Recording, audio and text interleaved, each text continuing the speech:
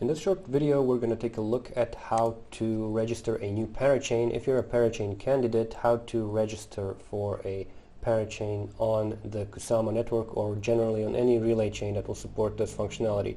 In this video, I'm using the local copy of the Rococo testnet, but the process will be identical on the live networks. The UI might change a little bit to accommodate new functionality and better UX, but in general everything should stay more or less the same. In order to get to get your chain onto a relay chain, you have to onboard through being a parathread. So every chain that wants to become a parachain will have to go through the parathread phase first.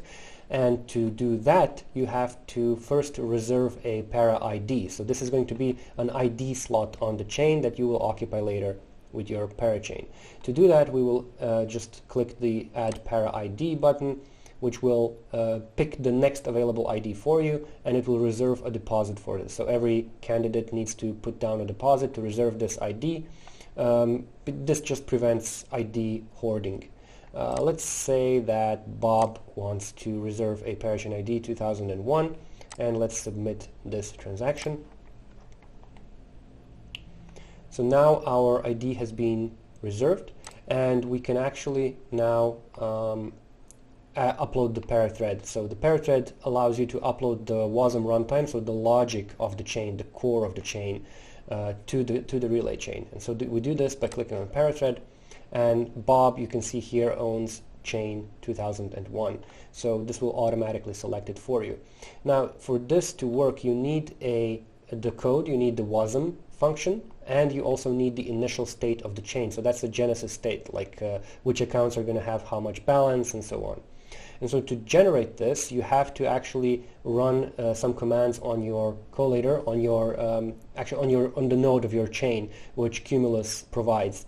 And so this is actually fairly easy to do by just executing this command. So you will target your binary, then you will call the export genesis state function and provide the parachain ID, and this will be exported into a file we'll call the state file here.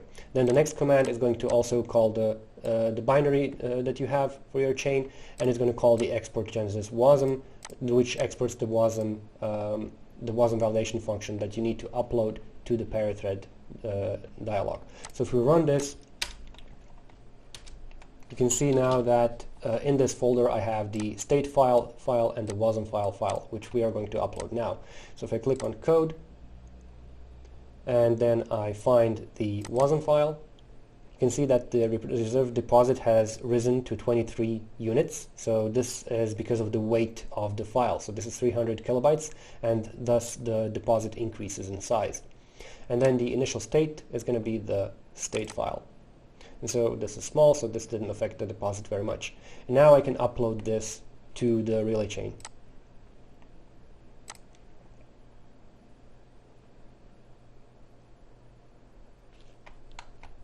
All right, so now we have this this chain onboarded. So it's being onboarded. It has some time remaining before it's turned into a parathread, and this is how you add your parachain to the relay chain.